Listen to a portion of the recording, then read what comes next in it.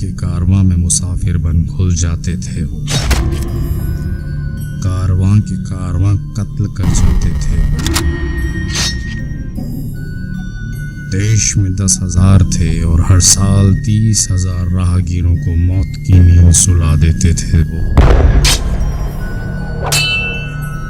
काली पे अखंड भक्ति थी उनकी और कंपनी सरकार भी खौफ में थी उनकी, क्योंकि वो थे थग्स और हिंदोस्त